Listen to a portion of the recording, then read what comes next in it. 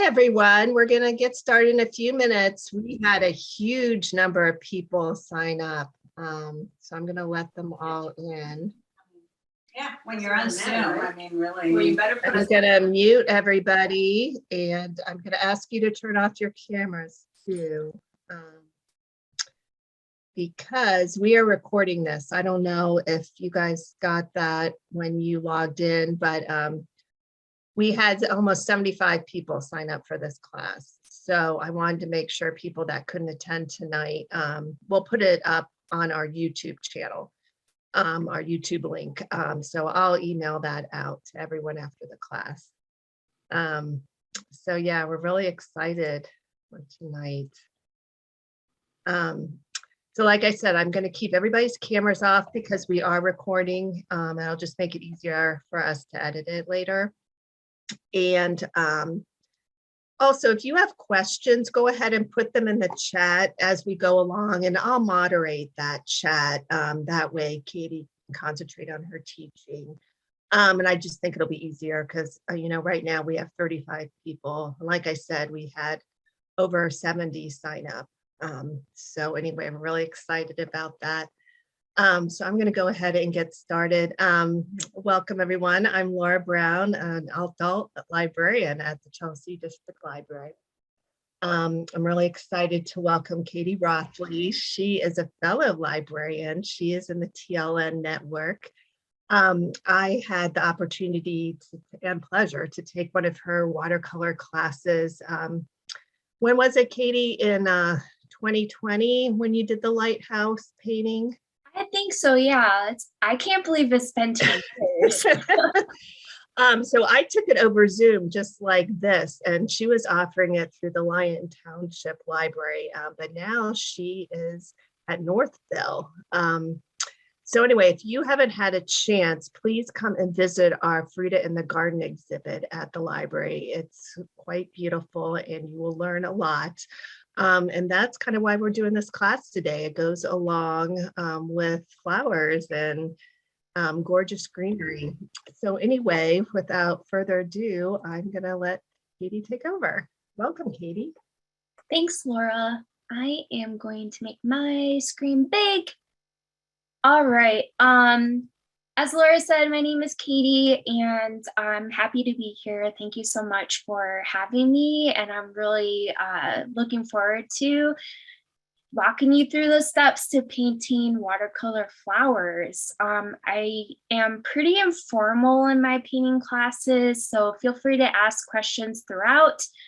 You can even say I'm going too fast, and don't put pressure on yourself to produce like award-winning art that's going to be put in a museum or anything like that. Just have fun. Give yourself permission to just play around with watercolors and experiment. So we're just going to have fun tonight, and if we make mistakes, that's okay. We can always use more watercolor paper to try again, or to paint something else. So I'm hoping that tonight I inspire you and encourage you to have fun with watercolor and not be overwhelmed or intimidated. So I do want to ask that with the understanding that everyone has different abilities, especially when it comes to art, and everyone learns in different ways, some by seeing, some by hearing, and some by doing it, that some people do things at different paces. So if someone does ask me to slow down, I'm going to do that. And if you are innately imbued with wonderful artistic talent, you do not have to go at our pace. That is totally okay. So I just want to help everyone just be comfortable and have fun. And by the way, watercolor is a lot of fun. It is also the hardest medium to master. Lots of artists spend years trying to master this medium. And some of those you'll see online. You can do a search. A lot of impressionists do wonderful, beautiful watercolor paintings. There's realists out there that can make watercolor look like photographs. So what you're looking at, you cannot tell it's watercolor. It looks real. It's amazing what artists can do with watercolor. With that in mind, that's not what we're doing tonight. We're going to do some pretty flowers. And I want to make sure that it's super easy for you to enjoy and do tonight. Now, I just briefly want to go over supplies. I have different kinds of paper here to show. And please excuse my gooseneck and phone. I need this to show how I'm painting tonight to lead you guys. But this is like a cheap pad. I think it was $7 at Walmart or Target. You can get this. It's just a generic paint pad. So I believe you can do any kind of paint. Oh, acrylic and watercolor. So this one doesn't really tell you how it was made because it's a generic painting pad for acrylic and watercolor. So this is an option. Here's another one that I got. The brand is Grumbacher and it's quite a bit larger. This one also doesn't tell you how it's made, but this one is 140 pounds. 140 pounds for watercolor painting is a really good weight for a watercolor painting because watercolor paper is made specifically to hold water and pigment. You want the heaviest type of weight as possible for watercolor painting paper. I believe this one doesn't tell you the weight. All right, so then I have this one, Strathmore, which is like one of those universally recognized student pads of watercolor paper. This actually tells you how it's made. It's a cold press. And what that means is when they make the paper, they use this process to roll it and press it together. And that's how you get all that texture and how the paper holds the water. So I'm just going through this really, really fast. If you have questions, feel free to put it in the chat. Other ways to make watercolor paper is a rough press, which isn't rolled on the cylinders at all, so that you get the most texture when you paint on it. And you'll see the paper kind of shine through your painting. There's also hot press, which is like the smoothest kind of watercolor paper, I believe. And everything, depending on whether you're just getting generic to artist quality paper, it goes from cheap to super expensive. So if you're really serious about investing in this as a lifetime hobby, you should spend the time and get the quality materials. But if you just want to have fun and occasionally play around with watercolors, then the student to generic brand will do just fine. Along with the paper are the paints. And I want to tell you that dollar stores, general stores like Walmart, Meijer, Target, they have these like $1 to $1.30 cake pan sets. And this is the type of watercolor where you have to add a ton of water to get the pigment to move around. It's dry. And these cakes have a lot of filler in them. So they're not the best to work with, but they're economically reasonable for your budget. And I think as far as like cake pan sets go, Crayola has the best kind of pigment in their cakes. This is just like a dollar store brand, Crazy Art. But so you can find these all over the place. There's even cake pan sets that have 16 colors in them, so you don't have to do any mixing. Then there's tube watercolors, and these can get a little pricey depending on the brand and the quality. And like the cake pan is dry, these are wet. So you still have to add water to it, but not quite as much. The pigment is also way more beautiful. There's less filler in it. So that's why it's more pricey, but it's just got these wonderful, brilliant colors. You'll get these cake pans, they do okay with color, but they're not vivid and bright. They kind of get a little muted. Oh, sorry. So I have Derwent here and Royal Langnickel, but there's a lot of different brands out there. And some of them are more pricey than others because there are student qualities and then there's professional artist quality. I'm not going to use these tonight. I'm just going to use a cake pan set. And then I do want to go briefly over brushes. So if you do like to paint with acrylic or oil, I recommend having your own paintbrush set for each medium, just because depending on the type of hairs that are, the hair fibers that are in the brushes, you don't want to mix your mediums, especially when you go from water-based to oil.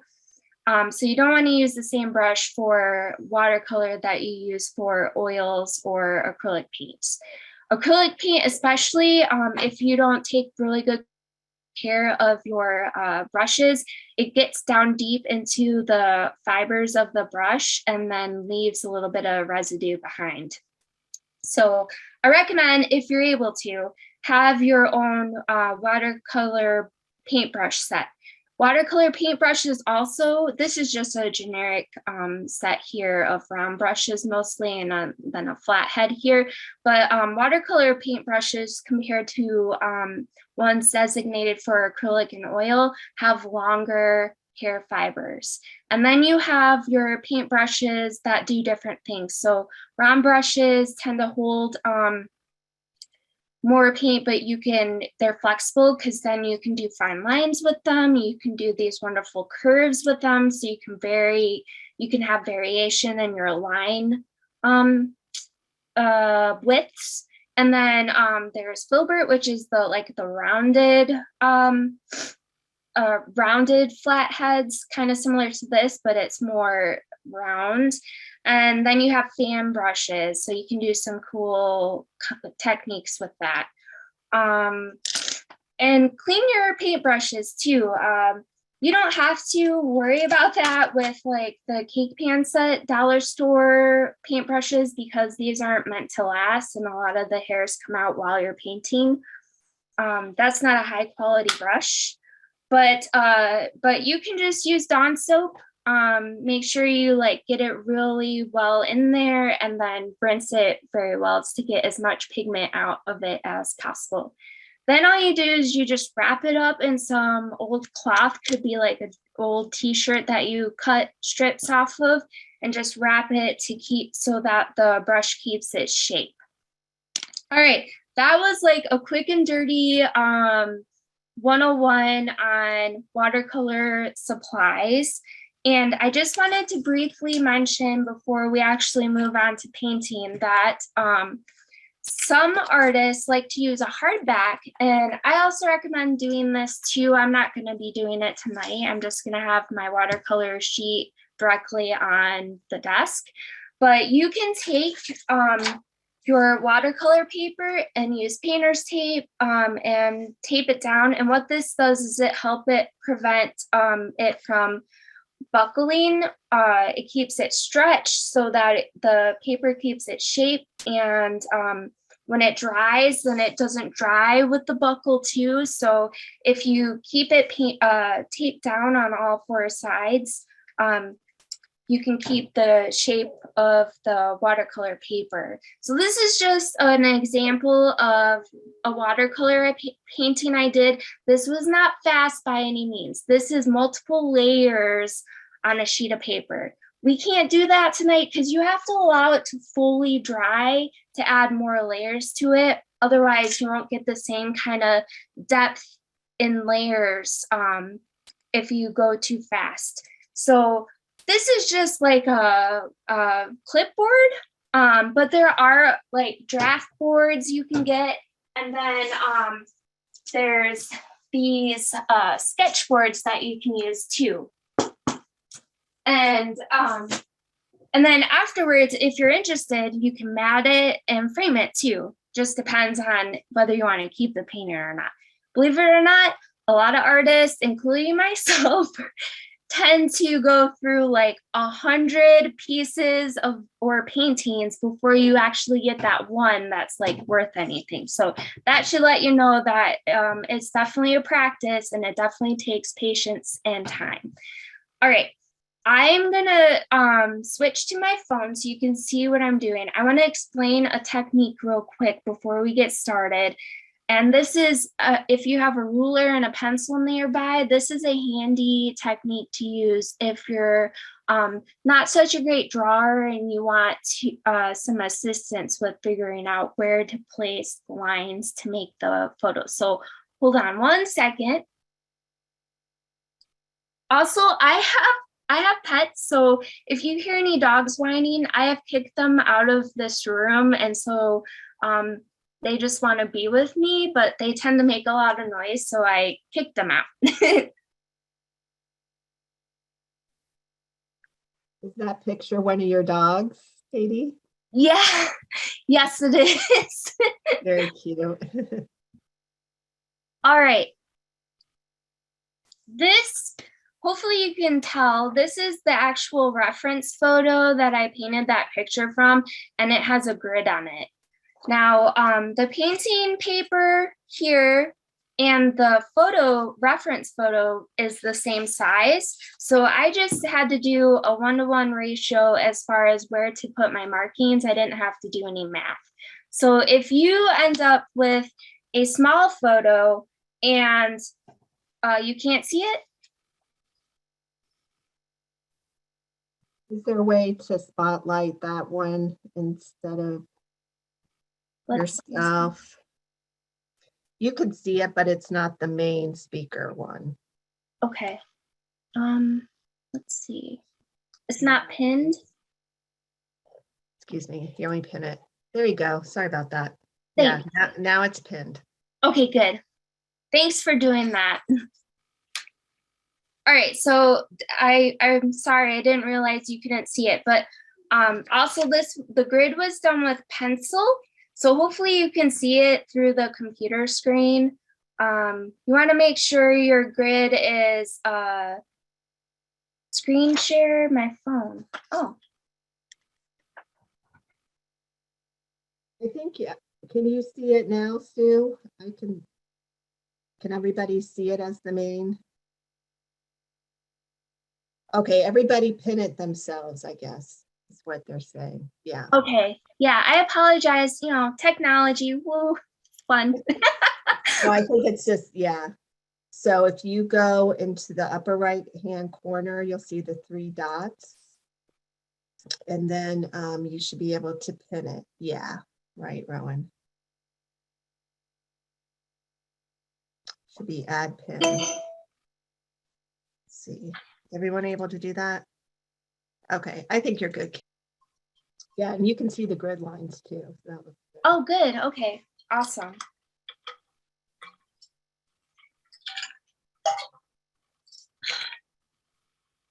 So hopefully everyone's able to pin my phone to your screen so you can see that window the largest.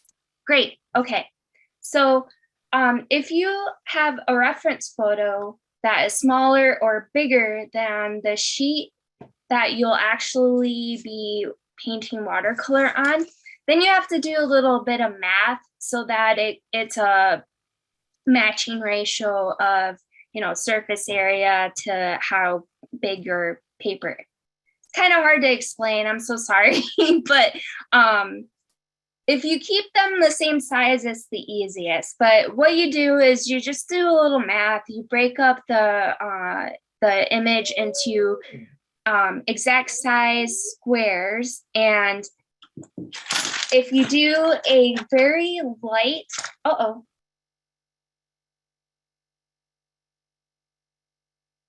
okay, can you still see? Yeah, perfect. Okay. If you do a very light grid on the watercolor paper, then you can do a 1-to-1 square on your watercolor paper, and that will help you draw the lines. If you break the image down into tiny squares, then you can go from this square to this square, and you might even be able to see that I actually erased the grid lines here. So this helped me draw the image of my dog onto the watercolor paper. So that's just one of the techniques that you can use when you are trying to get a image on your watercolor paper and you don't want to freehand. But I'm going to freehand tonight, and I'm going to do it with marker. So my painting is going to look pretty bold. And we're gonna do the image that was in the event. And I'm just gonna freehand draw this image so I know where I'm going to put down my paper. Now, if you don't wanna have a drawing on the watercolor paper, you can wait, or you can get started and just freehand paint. But I'm gonna start, and I'm gonna do like a little bit of scribbles just so I know where I'm laying down my paint. Oh, that's dry. All right, I'm gonna use this pen.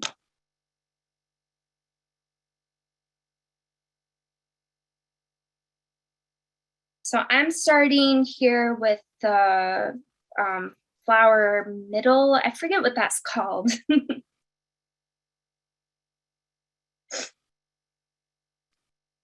And then I'm moving on to the petals. And it doesn't have to be perfect. You just need to know where, like a basic shape of the petals.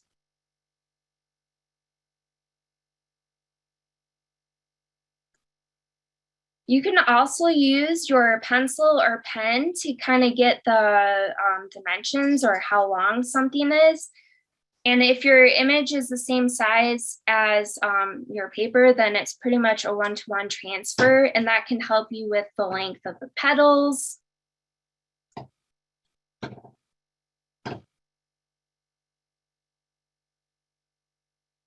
This also helps if you do like a landscape and you need to do perspective.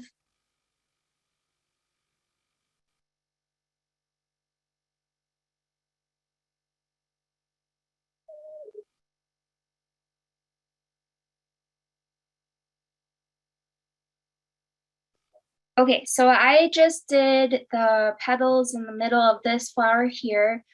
There's not really anything real in front of it, so I'm gonna go ahead and do the stem.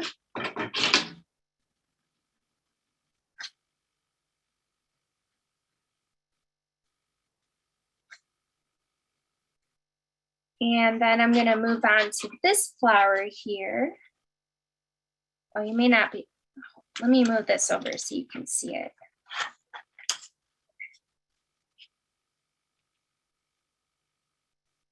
And it's just a little under this first flower that I put down. So just a little bit of space, and it looks like it's very close.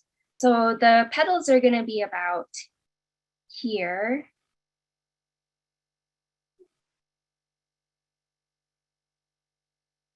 And I'm gonna do a couple like scribbles for the middle of the flower.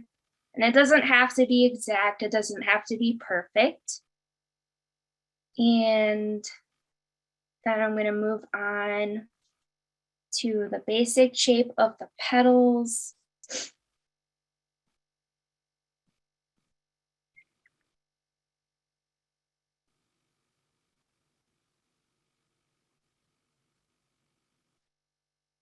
There's a lot of light play here, which we'll try and capture with the watercolor.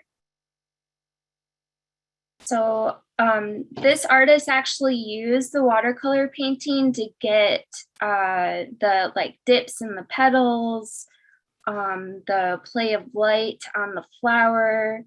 in the middle to the petals. So that's how they got their shadows here and some highlights.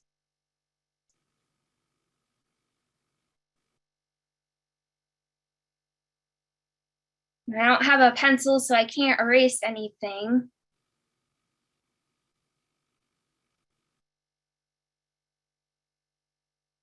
Okay, there's my basic, hopefully you can see that. Sorry for the shadows. There's my basic outline of this flower. Then I'm gonna do the stem going off the side, and it's coming just below this petal here. So I'm gonna draw that on my watercolor paper. All right, now we're gonna do the last two flowers and this little stem that kind of lost all of its petals, or maybe it hasn't bloomed yet. Because this is the last one, I'm gonna do this one here in the foreground first, and then I'll do the background one, and then we'll do this stem here last. And this one is quite a bit down from the first flower that we drew. So I'm just gonna kind of eyeball it.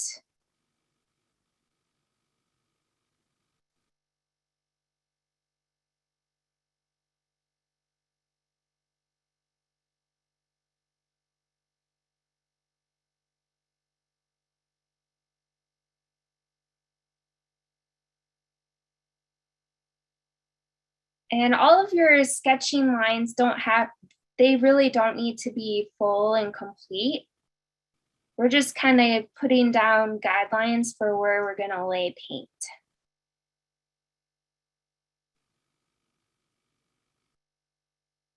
All right, so the stem for this one is coming down below this bigger petal here.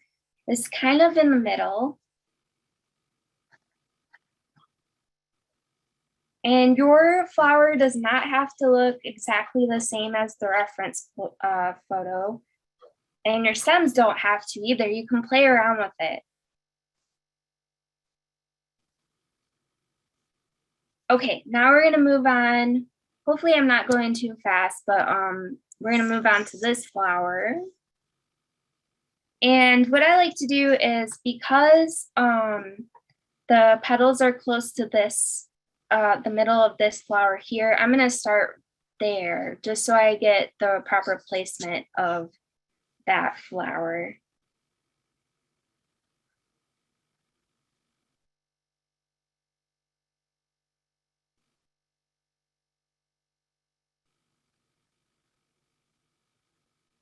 Really good exercise if you're not used to drawing from a reference photo is to practice just looking at the reference photo and doing a blind drawing, not looking at what you're doing on the actual paper. It's a really good practice. It helps you see the image more than you would if you just were glancing at it for a brief moment.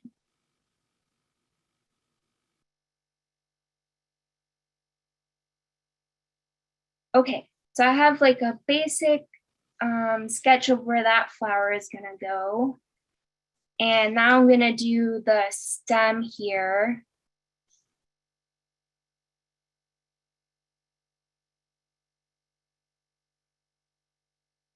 And the watercolor is gonna pretty much cover this whole area here for the petals. So I'm gonna start the stem down here.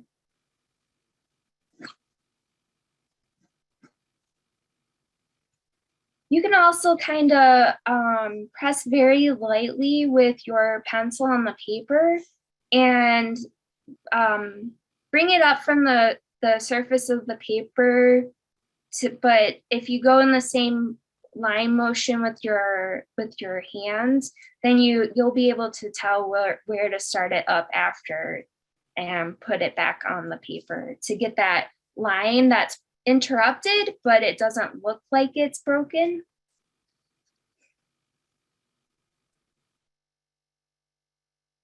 All right, so the last thing to sketch is this little stem, and is it called the stamen or is this the stamen? I need to brush up on my biology terms or flowers. All right, so this part here is really close to this petal. And so this lets me know where I'm going to place that. I'm doing like a sort of half moon shape, and then some like quick lines to indicate these green leafy things. And then we'll complete the stem.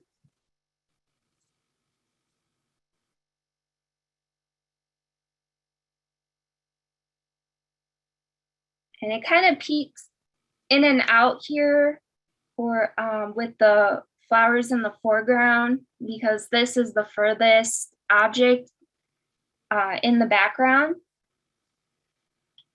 We're actually going to paint this first.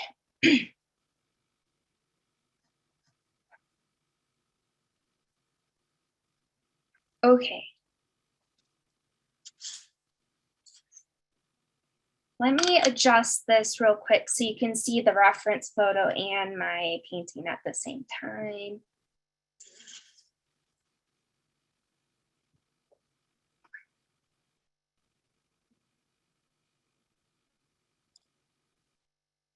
So the really important thing with watercolor paints is you want to use more water than you think you need. The whole point of watercolor is that you see the water have its own personality come out in the painting. I typically like to use 2 cups of water, one for cleaning my brush off and one for starting or wetting up a different color. I also use just regular old paper towel. You can purchase like those plastic palettes for mixing colors. If you have a cake pan set like I do, you can use the cover for, oh, sorry, let me get that back. Yeah, no worries.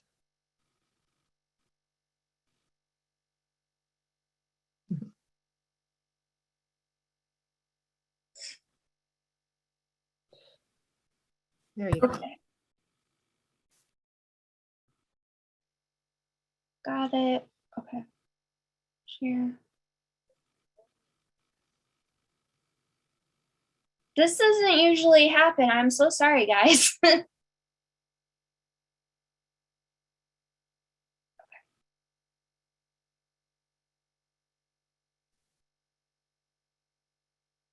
Okay, my phone is back. Where did it go? Okay, we may have to, everybody's gonna have to repin, I believe. Yeah, I apologize. My mom was calling me. Yeah, so go ahead and either right click or click the 3 dots in the right hand corner, and that should give you the pin option.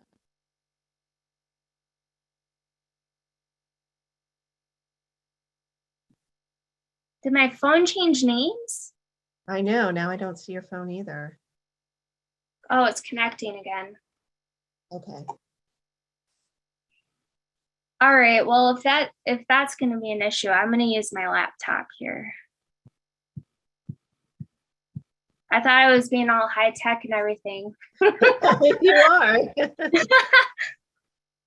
All right, so let's see if I can do this here.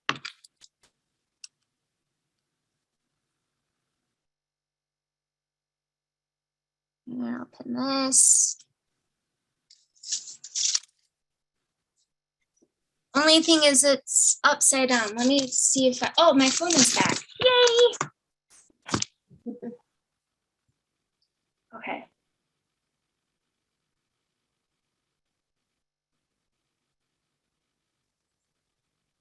Somebody tell my mom to stop calling me.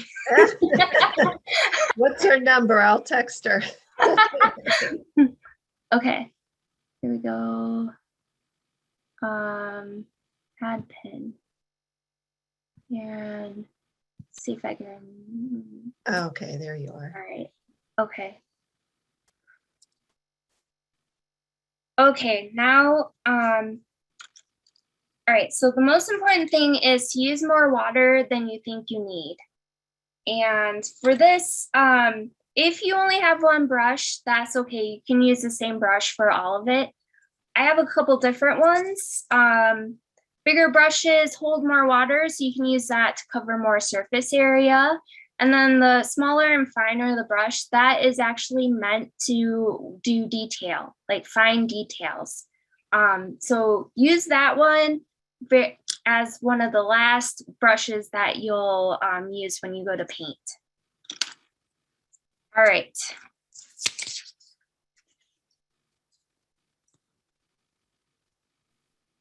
Yeah, so I'm sorry, Katie. I just want to make sure everybody can see your paper. So Katie was having issues with this. So she's back locked. Her phone has been logging in and out, but it's back on. So it's under Katie's phone. So if you can scroll through the participants, find Katie's phone, and you're going to pin that. And that will make it your main window so you can see what she's doing. Yeah, next time I'm gonna tell her that I'm teaching a painting. Tell her she can't call you. Yeah, I didn't think she was going to. Right, it always happens when Totally. Yeah, so I apologize, everyone. I know that's not. No, you're fine. Okay, I Okay. think we're good. Thanks, Katie. All right, so I know this is a hard angle, but I'm gonna start with the stem that's in the background here. So we're gonna get some green. I'll move my cake pan set here so you can see what I'm doing. Also, I'm a librarian, so I don't have a lot of money to get all the really cool gadgets. So I'm trying to make do with what I have, but this is, we're mixing more water with the pigment because you have to get it wet first. And then when you want to get the color right, then you can start mixing it. So I'm going to get a little bit of this black. And that's going to make it darker. Now, if you're worried about muddying your colors, that's when a palette really comes in handy for mixing. And this green is a little more yellow. So I'm also going to get some yellow in here. Your colors may be a different hue or tone or shade than mine.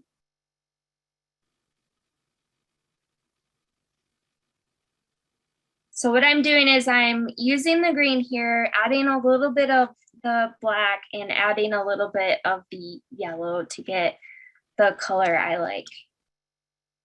All right, this is called wet on dry because we didn't put any water down first. So we're going from paint on the brush, which is wet, onto the dry paper. You can place the paint down and then use as much of the tip as possible to spread it around.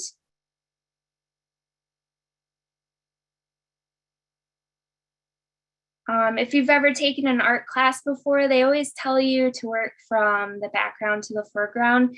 You'll see a lot of professional artists will disregard that, and that's because as a student, you're supposed to learn the rules and then you break them as an artist.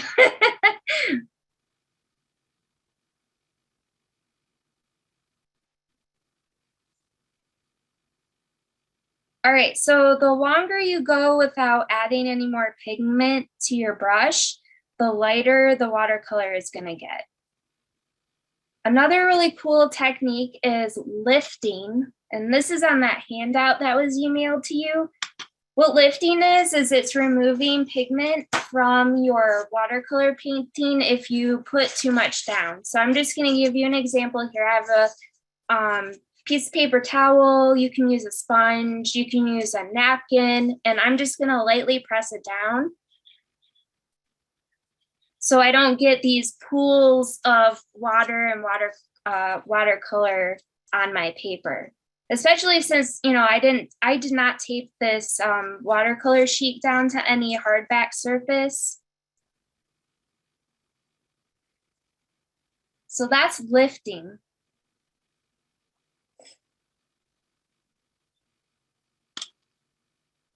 Now, because I have green, we can't see what you are doing. Okay, look for Katie's iPhone and pin that to your screen. So you want to look for those 3 dots, click on that, and if it says pin, that's what you're gonna click on. So it makes it the largest window in the Zoom.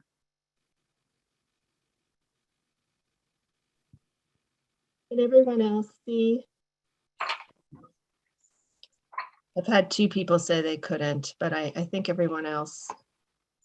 Eileen can't, but I think it was just Eileen and Can we spotlight my phone too? I feel like we should be able to do that. yeah, why don't you keep going and I'll work on that. Okay. All right, since I already have green on my paintbrush, I'm gonna go ahead and paint the other stems. And these stems have some like orange and red in the green there. So we want to be really careful when we mix our colors. So we don't want the same color stem for every single one. So what I'm going to do is I'm going to lay some color down first. And because we already did the background one, we don't really have to worry about these other stems. So I'm just going to go ahead and quickly lay some color down. And I want to teach you, I want to show you how to do the wet on wet technique.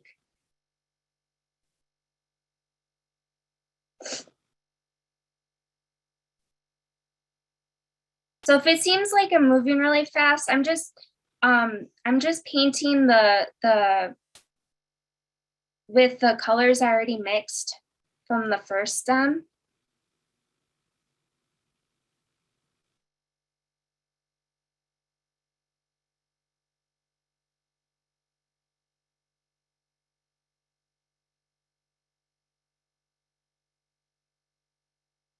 I picked a great color for you, didn't I? That little mustard green. It is hard. Yeah, you did good. Yeah, that's. I didn't know you were going to use that as. If I do another class, I'm gonna get a better light, so you don't see this in the shadows. I think. It's a little hard to see the sketch, but I mean, we know what it's going to look like, so that's fine. All right, so what I'm doing now, and it's really hard for you to see, I'm getting some orange here, and I'm going to mix it with the green. So this technique is wet on wet, because we just painted our stems, and you want to make sure you have more than enough water. And I'm just gonna lay a little bit here. You may not even see any, so I'm gonna go, for mine, I'm gonna go directly to the orange and kind of lay it down there. And I'm really not directing it where to go, because we already had the water down. It's gonna kind of do its own thing. If you want it to look more like there's shadow, you can get some darker green, add like a touch of orange to it, and place it up here. And then you can lift a little bit of the pigment down here, spread it out a little bit so that it looks lighter, and you'll get the nice shadow effect. Now this artist let the water sit there, so you can kind of see the water, how it dried in that weird it had some personality coming through there, so that shape. But it also bled from the petal. And a lot of watercolor painters will use that to their advantage. So that's another technique, is bleeding. And that's when wet paint with one color, for instance, green, touches another color, pink, and they kind of mix together, the water does.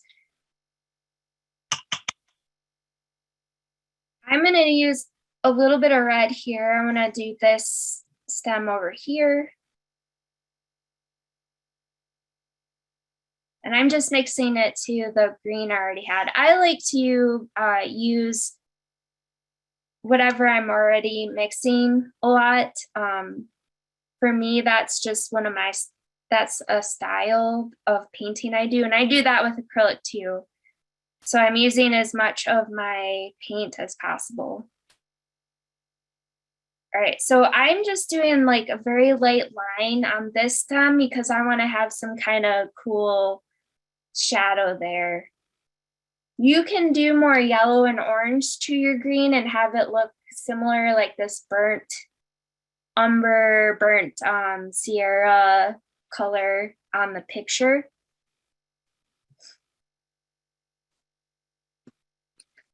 Now for this stem, I'm going to add some blue so it goes back to like a fuller green.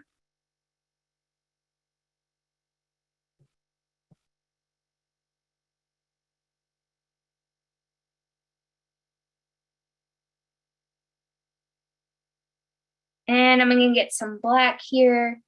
Typically the rule is you never paint with black, but when it comes to cakes, you can definitely use black.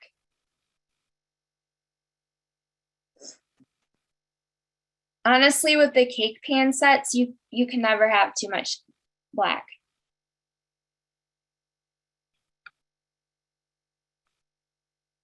Now, your stems may have dried, and if they have, that's good. You used more water than you needed, and that's perfect. That's what you want. You don't want it to look like you're painting with acrylic paint. If it looks like you're painting with acrylic paint, you aren't using enough water. You want the water to shine through.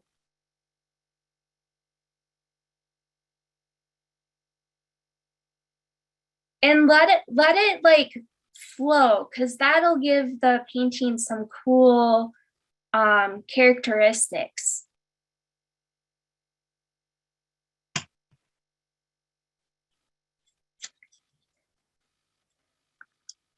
I am cleaning up my palette here because I want to move on to the flower petals, and I need all of this space for the pinks, the reds and pinks.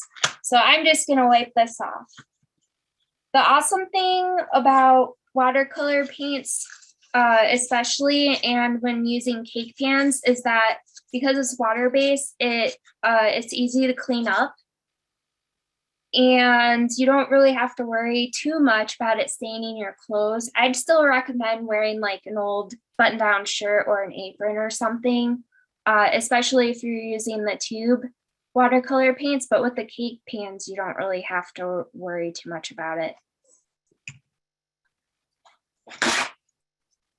Okay, now I'm going to clean my brush. We haven't done that yet. I'm trying to get all the green out because I don't want it to muddy the red color. And it will definitely turn like a gross brown.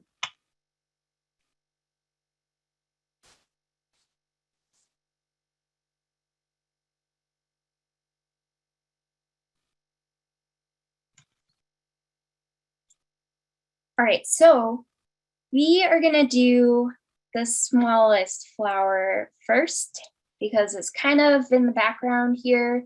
It's not in the way back, but it is for far enough to be considered in the background.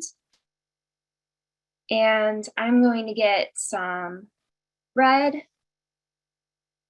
And my red looks like orange. That's that's filler for you and not enough pigment in the cakes. I'm gonna do just a little bit of orange here and get some more red. And then I'm gonna add some blue. I'm gonna use this lighter blue, see what happens.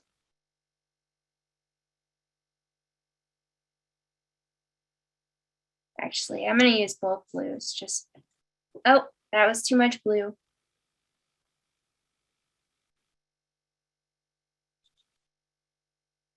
Okay.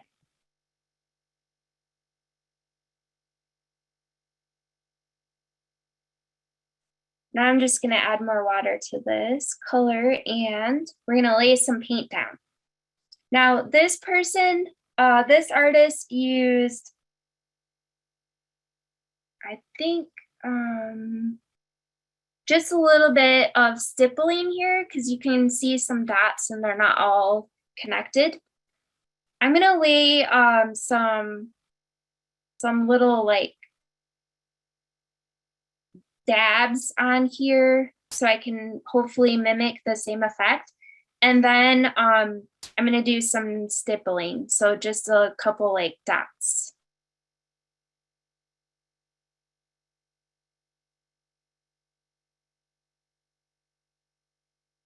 And when this dries, it looks completely different. That's the cool thing about watercolors.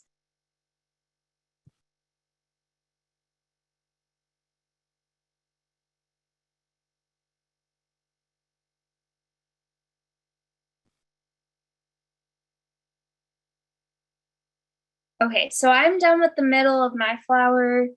I'm gonna start moving on to the petals.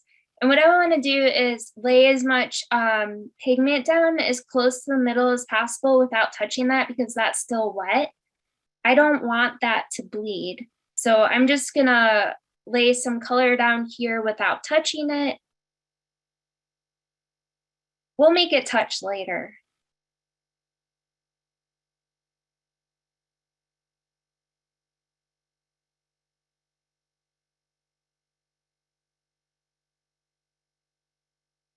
I want most of the pigment to stay kind of near the center on the petals. But this particular one, this one that's in the center, seems to be a little bit darker than the others. So I'm just gonna move this around.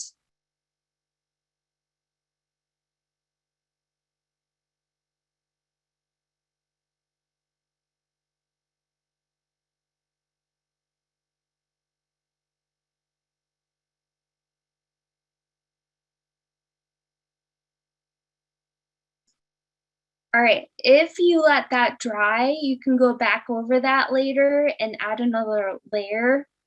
You can do like a light reddish purple, and you'll get this contrast in the petals. You have to let it dry completely first.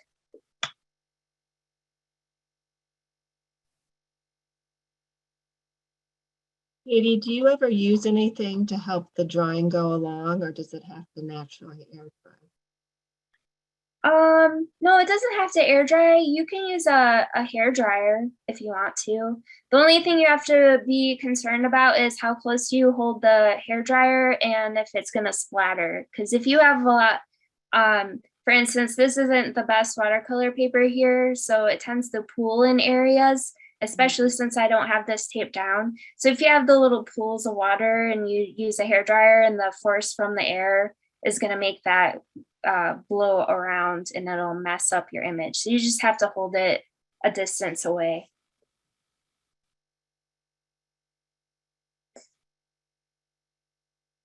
So I'm getting some more red, and I'm going to now paint this bigger one.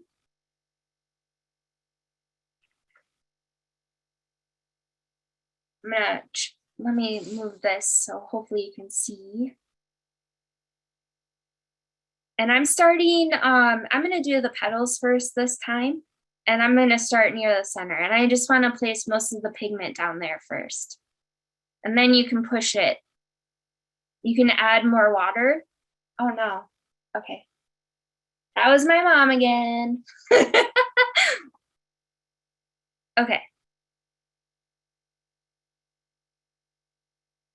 So the ones that are lighter, wait to do that and just add more water to your brush because the brush is holding a lot of pigment. And all you have to do is add water to it and you'll get it out on the paper. And I promise you, it's gonna look really cool once it dries.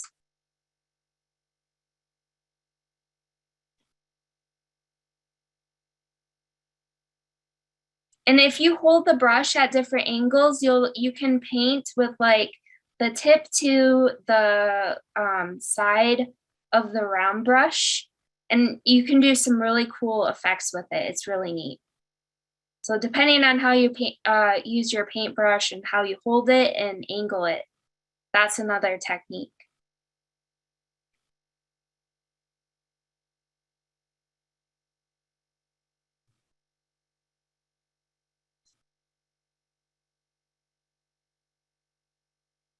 Okay, this is kind of dried here. So I'm going to get some water on my brush and a little bit of blue. Just a little bit. This is going to be an experiment. And I'm going to go in this area here back to the flower we were just working on. And I'm going to just paint like a light layer. Hopefully it does what I want it to. Sometimes watercolor has its own plans. And I'm just going to put a little light layer of blue in a couple areas.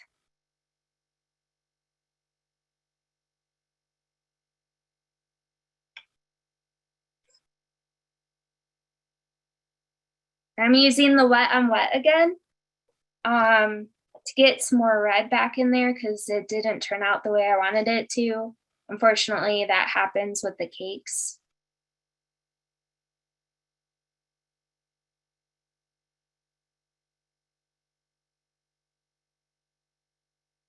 And now I'm just pushing some pigment around. So that way, if you add just a little bit and use your water, you can get some cool lines and effects going over what you already painted.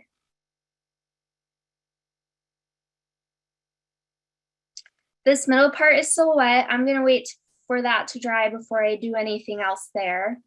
And I still have some water and pigment here, so I'm going to add just a little bit more to this one, that the second flower we were working on. And you can play around. You can do a pleat on this one if you use the red and you add more water to it to make it look more pink, or if you do like a reddish purple. Also, I should have said this before, but you want to make sure you work from light to dark as much as possible. We don't always think about that, but with watercolor, once you get really dark, it's really hard to fix that or to paint over that because it's already on the paper. And one way, I think I already mentioned lifting. A way to fix a mistake, if it is fixable, is to you use your paintbrush, you add water to it, not any more pigment, and you put as much water on it as possible. You get it wet just with water on your paintbrush, and when it gets wet, you can lift the pigment off of the paper. So it won't get all of it because if it's watercolor paper you're painting on, it's designed to absorb the pigment in the water. So some of it will still be left on the paper, but that is a technique. Lifting can also be done with a razor blade. You want to be careful with that, first of all, not to cut yourself, but also you can tear the paper. So you just lightly scratch the surface and the pigment will come off.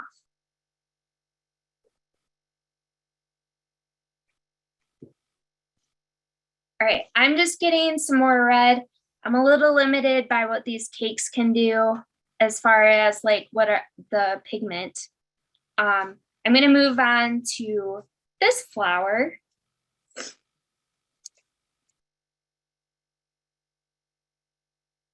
And I'm going to wet this edge of the center of the flower and the inside of the petals here. So I'm going to do both at the same time. This flower looks like it shares that with the petals.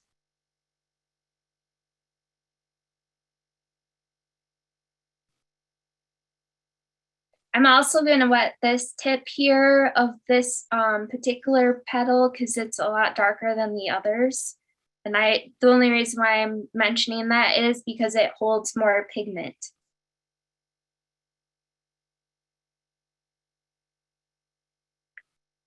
So another technique is feathering. And what feathering is kind of like a gradient. Gradients are drawing out some pigment over a large space, and the lighter it becomes, the less pigment there is with the more water you use. So you have more pigment concentrated in particular areas, and then you can draw out the pigment to make it more hazy. I'm gonna wait though because it's still too wet.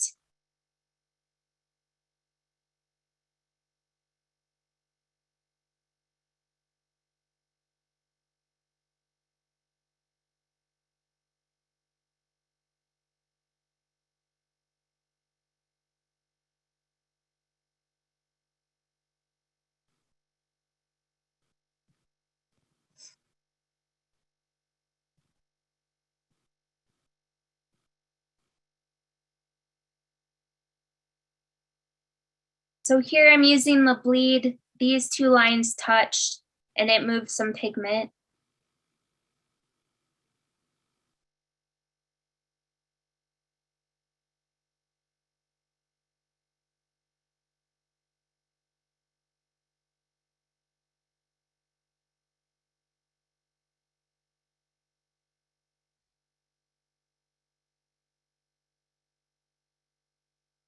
And the more water you add to your paintbrush and the less pigment you have, you can do that gradient.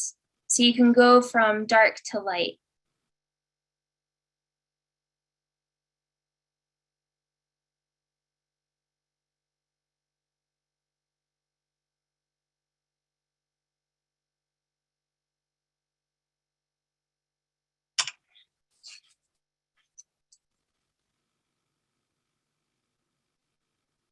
So I'm just using my paper towel again to lift a couple areas where the water is pooling.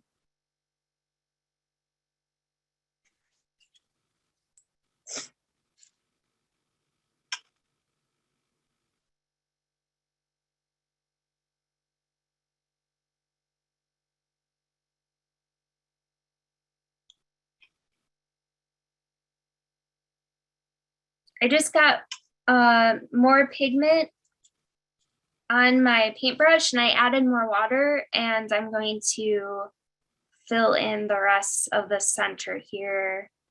And I'm touching the edges, so it's gonna bleed a little bit.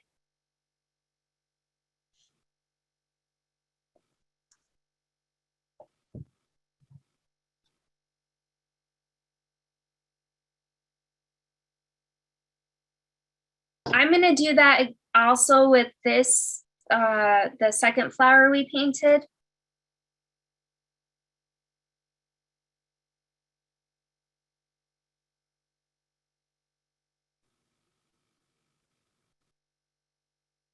And because I have so little pigment on here and it's mostly water, I'm going to do this petal here.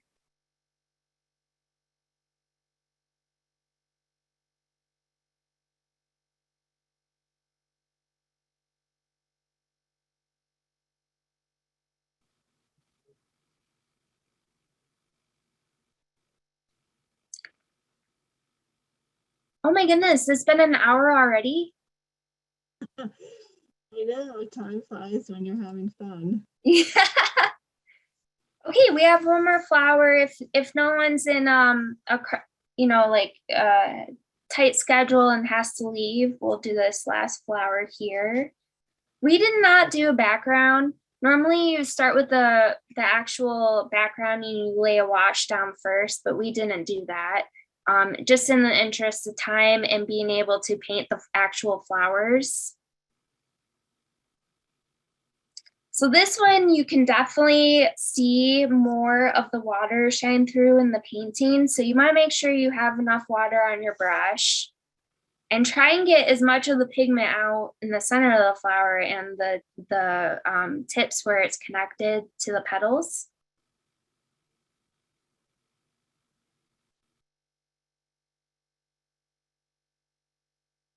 Now, if you've never heard of the term mixed media before, that is super fun. And what you do is you can do a watercolor painting, and then you can go in with color pencils or markers, and you can do some really cool effects to your painting.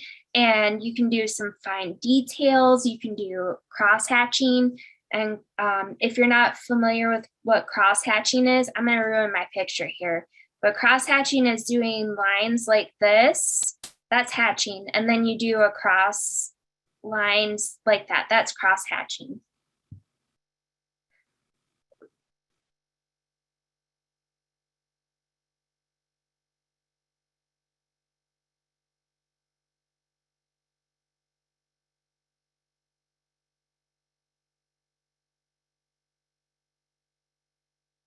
That would be a fun class to do, Katie. We'll have to have you back and we could do a mixed media class. Would you guys like that?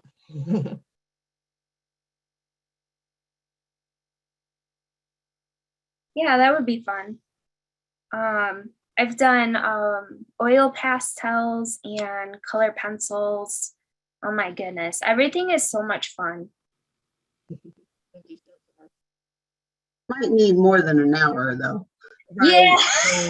Right. I think we'll do a 2-hour. Ain't that for sure? All right. Oh, so Linda says yes.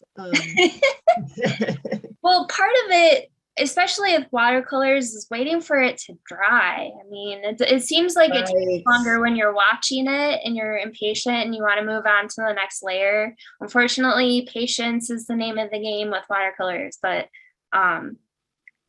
would it help if everyone had a hairdryer, or is that just too aggressive? What's that? If everybody had their hairdryer at the ready. That would be fun. I've also done acrylic pour painting. That's a lot of fun too.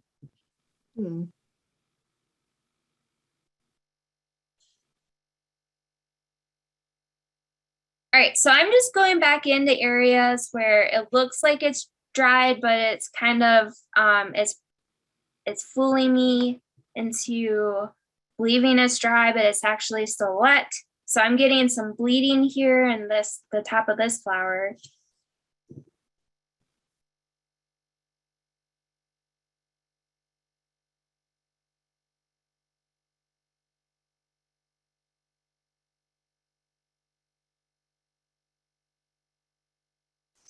And if you have extra watercolor paper, definitely play around. You can do other flowers. You can find images off the internet. I think Chelsea has some watercolor painting books, or you can at least check the catalog and request them. Yeah, we do.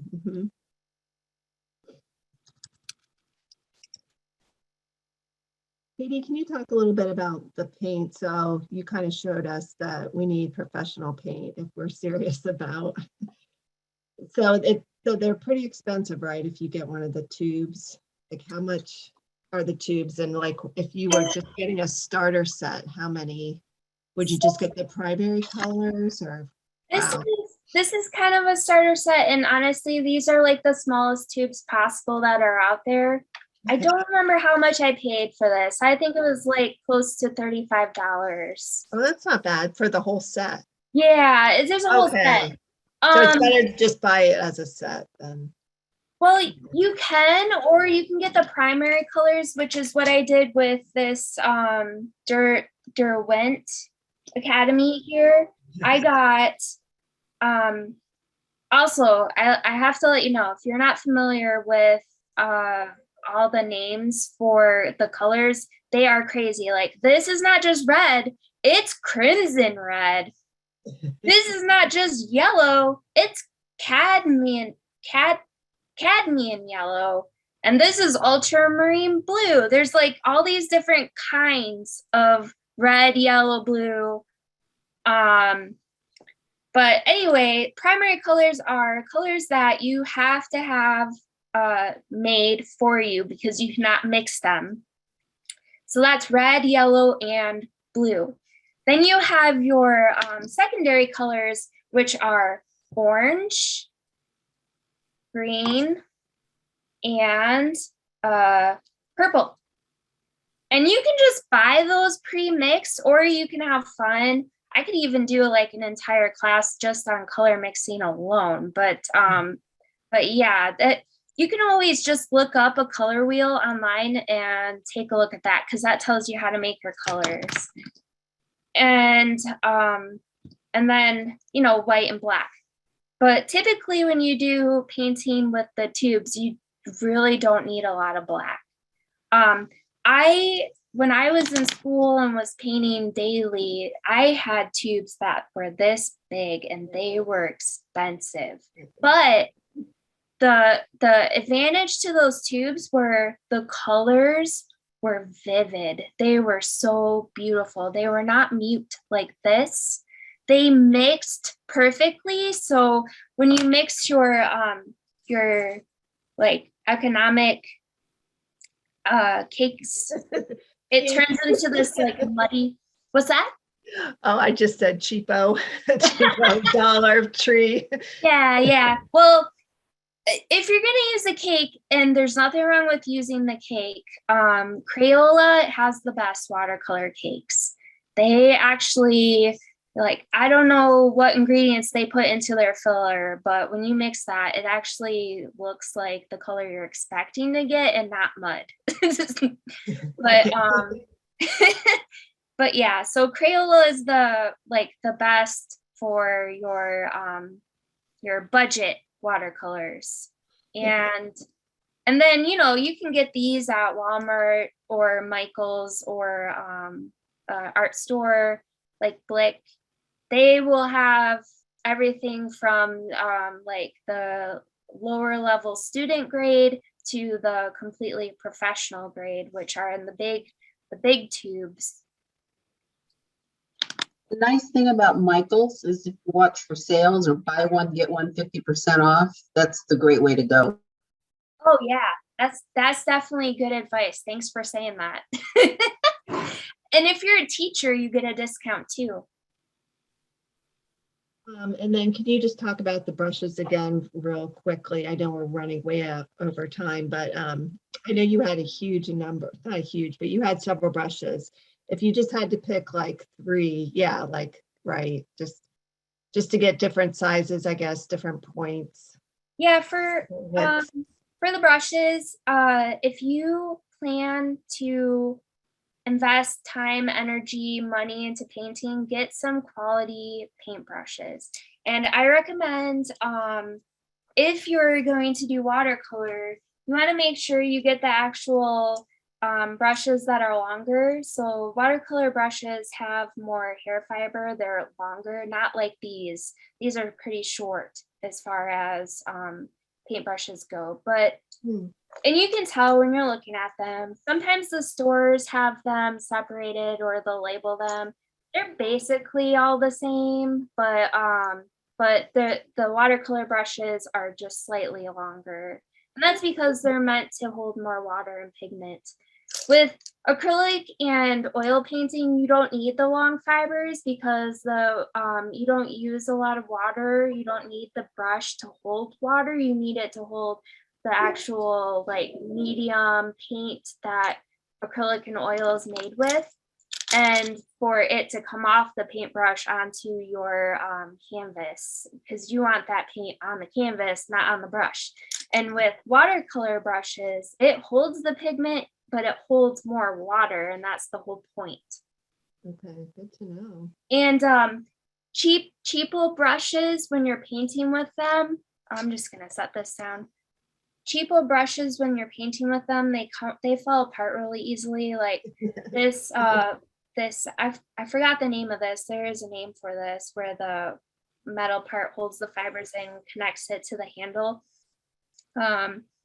This will be loose, and then your paintbrush fibers, they'll come off when you're painting. That's when you know you have a cheapo paintbrush. It's not quality. I used to have, I don't know what I did with my paintbrushes. I had a whole set and they're old. Like I had them from 20 years ago. You can tell I painted the crap out of with them. But they're still around. You still have them. Yeah, I still have them. Yes. I tried to take care of them as best I could. So every time you paint, you want to make sure you clean your brushes, no matter what you're painting with, acrylic, oil, watercolor, and then you wrap them so that the fibers keep their shape. But if you want some nice paint brushes, I recommend you want at least one round, which is what this is. So it's got a nice fine tip, but it's thicker, like in the middle. And it's called a round because all the way around it is round, and it's cut so that there's a nice pointy tip. You want at least one flat. This is a flat, and you can do a lot with flats. Flats are good with washes. Rounds are good for different lines, shapes, for texture, and fine detail. It's a nice flexible brush, but flats are used for washes. You want a nice flat painting brush for washes, and they have varying sizes too. They've got some that are bigger, like an actual like house paintbrush, so you can cover larger surface areas in a short amount of time. And then they have these smaller ones. So like if you're doing a cityscape and you're painting a building, you can do washes and parts of the building that look square. And then I don't have,